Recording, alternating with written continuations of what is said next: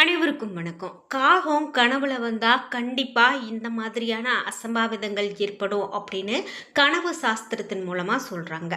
பொதுவாகவே காகம் அப்படின்னு எடுத்துக்கிட்டா அது நம்ம நிறைய சகுனம் பார்க்கக்கூடிய ஒரு பறவை அப்படின்னு கூட சொல்லலாம்.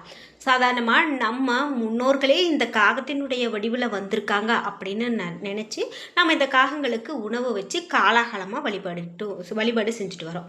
அந்த வகையில் இந்த காகங்கள் இப்படி கனவுல வந்தால் கண்டிப்பாக இதுதான் நடக்கும் அப்படின்னு சொல்கிற மாதிரியான சில தகவல்களை சொல்கிறாங்க. நமக்கு ஏதாவது ஒரு கெட்டது வருது அப்படின்னு சொன்னால் கூட இந்த காகம் நமக்கு உணர்த்துமா, உனக்கு இந்த மாதிரி ஆபத்து வரப்போகுது, நீ எச்சரிக்கையாக இரு அப்படின்னு இந்த காகம் உணர்த்துற வகையில் நிறைய விஷயங்கள் சொல்கிறாங்க. அப்படி இரவிலும் சரி பகலிலும் சரி தூக்கத்தில் கனவுல வர்றது இந்த மாதிரி இந்த காகங்கள் வர்றது இயல்பான விஷயமாகவே பார்த்தாலும் கூட கனவில் வரக்கூடிய சில விஷயங்கள் நம்மளுடைய வாழ்க்கையில் நடக்கும் பல நிகழ்வுகளை முன்கூட்டியே எச்சரிக்கிறதா அமையும்.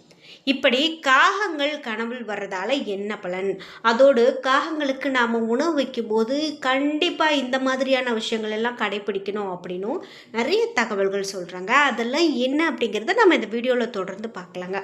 இந்த வீடியோவை பார்க்கக்கூடிய உங்களுக்கு இது மேலே எல்லாம் நம்பிக்கை இருக்கா? பொதுவாக காகங்கள் அப்படின்னு பார்த்தீங்கன்னா அது சாதாரண பறவை தான் அப்படின்னு சொல்லலாம். ஆனால் ஒரு சிலர் நாம் சனி பகவானுடைய வாகனம், இது முக்கியமான ஒரு பறவை, கண்டிப்பாக அதுக்கு ஒரு பெரும் சக்தி இருக்குது அப்படின்னலாம் நீங்கள் நினைக்கிறீங்கன்னா மறக்காமல் கமெண்ட் பாக்ஸில் பதிவிடுங்க. நீங்கள் தினமும் காகத்துக்கு உணவு வைக்கக்கூடிய பழக்கம் இருக்கா? அதே போல் கனவுல நீங்கள் பார்த்துருக்கீங்களா? என்ன மாதிரி உங்களுக்கு கனவு வந்தது அப்படிங்கிற உங்களுடைய கருத்துக்களை கமெண்ட் பாக்ஸில் மறக்காமல் பதிவிட்டுருங்க. இந்த வீடியோவை பார்த்துட்டு இருக்கும் போதே சனி பகவானுக்கு போற்றி என்ற வாசகத்தை கமெண்ட் பாக்ஸில் பதிவிட்டுட்டு வீடியோவை ஸ்கிப் பண்ணாமல் பாருங்கள். நீங்கள் இன்னும் உற்சாகம் டிவி சேனலை சப்ஸ்கிரைப் பண்ணாமல் இருந்தால் சப்ஸ்கிரைப் பண்ணிக்கோங்க. கூடவே இருக்க பெல்லைக்கான மறக்காமல் கிளிக் பண்ணிடுங்க. வாங்க வீடியோக்குள்ளே போகலாம். இந்த வீடியோ பார்த்துட்டு இருக்கக்கூடிய உங்களுக்கு வாழ்க்கையில் நீங்கள் ரொம்ப நல்ல சிறப்பாக இருந்திருக்கலாம், ஆனால் இன்றைக்கி கஷ்டப்பட்டுட்டு இருக்கேன் அப்படின்னு சொல்லி வருத்தப்படுறீங்களா? எல்லாம் நம்ம கூட இருக்கவங்கெல்லாம் முன்னேறிட்டு போயிட்டே இருக்காங்க, நம்மளால் ஒரு முன்னேற்றமே இல்லையே, நாம் ஒரு நல்ல தொழில் அமையலை, நல்ல வேலை அமையலை, நல்லபடியாக நம்மளால் முன்னேற முடியல, சுபகாரியம் வீட்டில் நடக்கலை, இந்த மாதிரியெல்லாம் நிறைய குழப்பத்தையும் பிரச்சனைகளையும் வச்சிட்ருக்கீங்களா? இந்த வீடியோக்கு கீழே டிஸ்கிரிப்ஷனில் வராகி அம்மன் ஜோதிட நிலையத்தின் தொலைபேசி எண் கொடுத்துருக்கேன். அந்த எண்ணுக்கு தொடர்பு கொண்டு பேசி பாருங்கள். கண்டிப்பாக உங்கள் வாழ்க்கையில் இருக்கக்கூடிய எல்லா பிரச்சனைகளுக்கும் சரியான தீர்வு கிடைக்கும். நாம் இப்போது காகங்களை பற்றி பார்த்துட்ருக்குங்க. குறிப்பாக ஒரு கனவுல என்ன நடக்குது அப்படிங்கிறத பற்றிய விவரங்கள் கனவு அறிவியலும் துல்லியமாக குறிப்பிடப்படுது.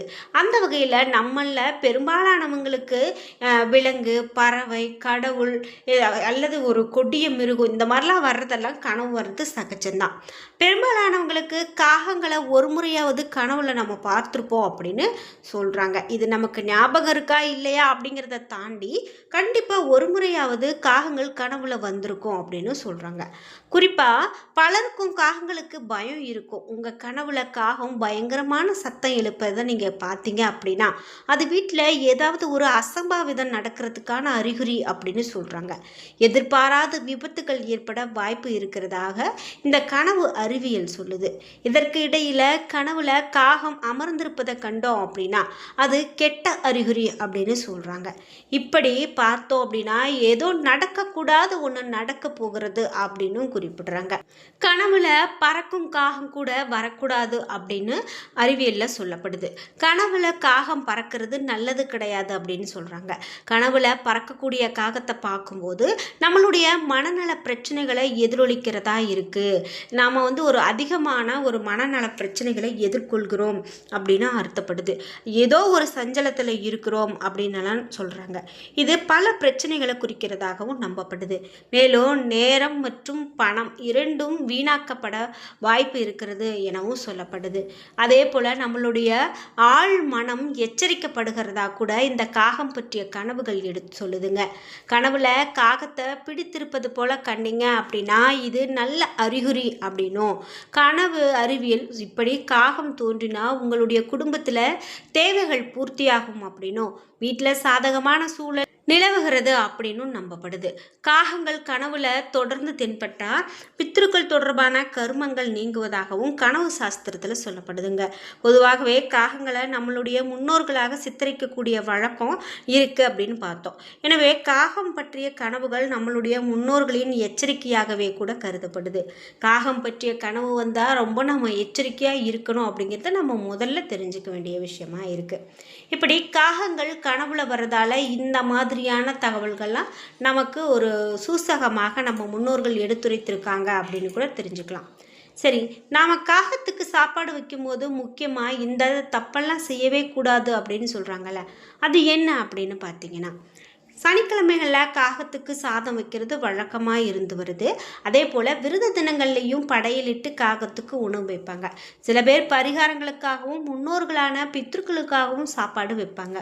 சில பேர் தினம்தோறும் ஒரு கைப்பிடி உணவாவது வச்சுட்டு தான் சாப்பிடுவாங்க. அதுவும் நம்மளால் பார்க்க முடியுது. எனினும் சாதம் வைக்கும்போது ஒரு சில தவறுகளை செய்யக்கூடாது அப்படின்னு சொல்கிறாங்க. குறிப்பாக அசைவ உணவுகளை காகத்துக்கு வைக்கக்கூடாது. தம்பதிகள் ஒன்றாக இருந்துட்டு நம்ம காகத்துக்கு உணவு வைக்கக்கூடாது. முக்கியமாக குளிக்காமல் சாப்பாடு வைக்கக்கூடாது. காகத்துக்கு சாதம் வைக்கும்போது மீதமான உணவுகளை அல்லது எச்சில் சாப்பாட்டை எப்போவுமே வைக்கக்கூடாது. இது தேவையில்லாத உணவு, கீழே கொட்டுறதுக்கு பதிலாக காகத்துக்கு வைக்கலாம் அப்படிங்கிற அந்த எண்ணம் மட்டும் வேண்டாம். இதனால் தோஷம் உண்டாகும். அதே போல் குளிக்காமல் சாதம் வைக்கக்கூடாதுன்னு பார்த்தோம். அதிலும் பெண்கள் முக்கியமாக குளிக்காமல் சாதம் வைக்கக்கூடாது. சில சமயம் நீங்கள் வைக்கக்கூடிய உணவை காகம் சாப்பிடாம போயிடும். இது பலருக்கும் ஒரு குழப்பத்தையும் சங்கடத்தையும் ஏற்படுத்தலாம்.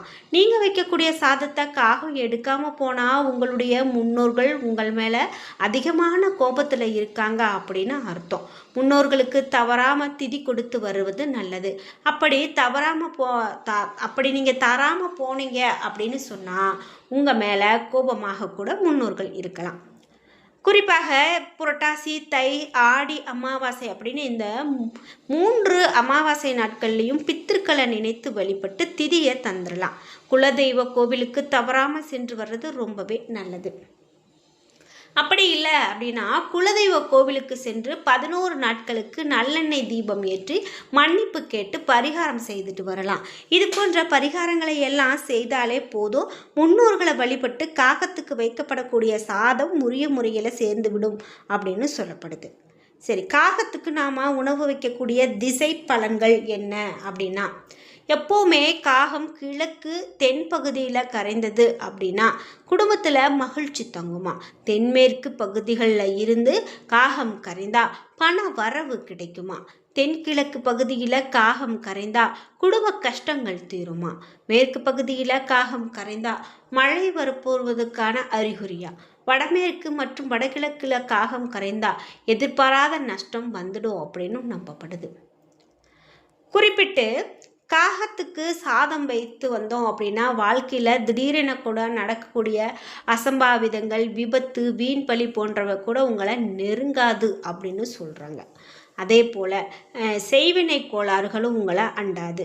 தீராத கடன் தொல்லைகள் தள்ளி போகும். புத்திர பாக்கியம் போன்ற முக்கியமான பலன்களையும் உங்களுடைய நியாயமான கோரிக்கைகளையும் தங்கு தடையின்றி நிறைவேற்றுவதில் முக்கிய பங்கு வகிப்பது உங்களுடைய முன்னோருடைய வழிபாடு தான்.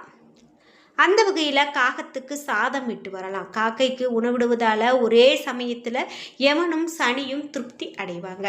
அதே போல் காகம் வீட்டின் முன்பு நின்று கரைந்தால் நல்ல செய்திகள் வந்து சேரும் அல்லது விருந்தினர்கள் வருகை அப்படிங்கிறது மிக பெரும் சிறப்பு. காலையிலேயே காகைகளுடைய சத்தம் கேட்டால் நினைத்த காரியம் கண்டிப்பாக வெற்றி பெறும். காகம் நம்மளுடைய வீட்டுக்கு அருகில், வாசலுக்கு அருகில் சத்தமிட்டா நாம் நினைத்த காரியங்கள் நடந்தேறும் அப்படின்னு சொல்கிறாங்க. குடும்பத்தில் கணவன் மனைவிக்கு இடையே ஒற்றுமை மேலோங்கும். தடைப்பட்ட சுபகாரியங்கள் தடையில்லாமல் நடக்கும். குழந்தை பாகியம் மேம்பாடு கண்டிப்பாக இருக்கும். சந்ததியினர் வாழ்வு சிறப்பாக இருக்கும் அப்படின்னு சொல்லலாம். கடன் பிரச்சனையால் தவிக்கிறவங்க, தொழில் நசிவு ஏற்படுவதே அப்படின்னு மனவேதனையில் இருக்கிறவங்க, வீட்டில் யாருக்காவது உடல்நல குறைபாடு உள்ளவங்க தினமும் காகத்துக்கு உணவிட வேண்டும். இதனால் கடன் பிரச்சனையெல்லாம் தீரும். வீட்டுக்கு கஷ்டமும் துக்கமும் நிவர்த்தியாகும் அப்படிங்கிறது மிக பெரும் நம்பிக்கையாக இருந்து வருது. என்ன நண்பர்களே, இன்னைக்கு வீடியோவில் காகங்களுக்கு உணவு வைக்கிறதுல இவ்வளவு விஷயம் இருக்கா? இதெல்லாம் நான் இப்போ தான் உங்கள் வீடியோ பார்த்து தெரிஞ்சுக்கிட்டேன் அப்படின்னா மறக்காமல் உங்களுடைய கருத்துக்களை கமெண்ட் பாக்ஸில் பதிவிடுங்க. நீங்கள் இன்னும் உற்சாகம் டிவி சேனலை சப்ஸ்கிரைப் பண்ணாமல் இருந்தால் சப்ஸ்கிரைப் பண்ணிக்கோங்க. கூடவே இருக்க பெல்லைக்கான மறக்காமல் கிளிக் பண்ணிடுங்க. நன்றி வியூவர்ஸ்.